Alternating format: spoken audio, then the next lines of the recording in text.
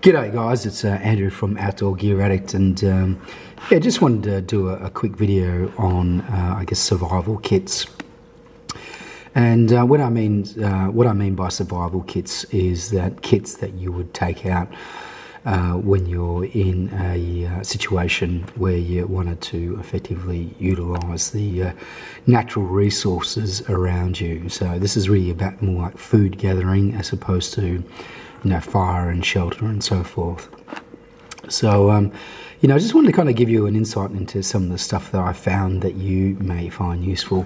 And this is the kind of plastic container kit that I always carry with me, regardless of the sort of mix and match of items within that. And this particular product is produced by a company called Smash, and the reason why I love this plastic container system over here is that you can actually break it apart into a mix and match system. So don't know if you can see that over here, but you've got these plastic joins over here, and that effectively allows you to kind of clip the container off, if you like, and then mix and match. So you can kind of elongate it or shorten it. It really depends on your needs. So, it just gives you a lot of kind of, I guess, controls around, how big your container or your kit is, and it's really good from an organisational perspective, so you can just put stuff together. One of the big things that kind of attracted me about this container is the fact that it actually had a plastic kind of bulge system at the front. So I think they actually utilise that for fruit.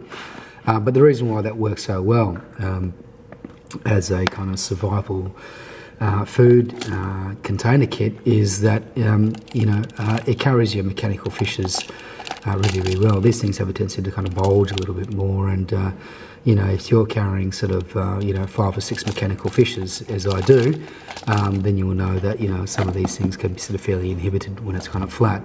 And guys, if you've never been introduced to a mechanical fisher, or if you've never used a mechanical fisher, these things are just the bomb. Absolutely must have in regards to kind of food gathering or in your food survival kit, if you like. If you haven't seen one of these before, check out the video by just clicking over here. Yeah, so putting the mechanical fishing kind of bits aside over here, what I'll usually carry too is some spare sort of backup fishing materials. So this is really kind of to a degree unnecessary, but it just forms another level of redundancy and make me sort of kind of completely self-reliant. So if I'm out there for a couple of weeks, I can set lots of stuff. Bit of fishing line, some heavy gauge fishing line, pretty much redundant because those mechanical fishers do really such a great job, and when you lay those traps, you know that you'll be coming back to lots of fish. So, again, guys, highly recommend those things, mechanical fishers. But in here, what I also carry with me is just basically a short handy tool. I always keep that in there. It just makes it easier to pull hooks out of fish's mouths and so forth, and basically some basic items just to kind of support that fishing kit. So, what I always carry in every situation is I always carry these kind of lead-weighted pallets. And the reason why I prefer these over any other source is, first off, you can clip them together, and B, if you're not actually fishing, you can actually use these as shot, particularly when you've got a sling. So, very, very handy stuff. So, that's basically, you've got some lead shot over there. Over here, just some swivels, makes things nice and easier, especially if you're doing a whole lot of bank lining type of stuff. A lot of kind of prefabricated line over there, big hooks, small hooks, medium hooks and so forth, and just another range of hooks there. And over here, just some sort of artificial bait. So this is really very, very handy. And as I said, from a fishing point of view, really between this box over here and the mechanical fishers, that's all really you're pretty going to need. So, these other items are just kind of redundant luxury kind of items really at the end of the day. But I just kind of chuck them in because it's good to have them as backup. Now, on this side of the container over here, at the moment, I've kind of got it set up as more of a kind of fishing kit system. So, I've got other bits and pieces in there. really just more like floats that I kind of have over there, and they're kind of handy just to obviously utilise in kind of different kind of fishing environments, and again, you know, just more artificial bait over there that I have. So it just makes life really, really easy when I'm sort of going out there, and you know, I can be lazy at time. No need to put more effort into catching food if you don't need to. But when I don't have it set up in such a way, what I will do is I'll always carry effectively some snag line over there. So you know, that's just effectively some wire trap line that'll sit in there, and you know, that'll already kind of cover, you know, most of my, you know, natural food gathering requirements very, very easily in one very simple organised container. And the great thing about this container system over here is that in fact it'll fit into the front pocket of an Alice bag. So you know, very, very handy in that sort of sense once again, you know, and they're pretty lightweight as well. So this thing is probably just over a kilo, so you know, 2.2 pounds. If you're looking at an English or American kind of conversions.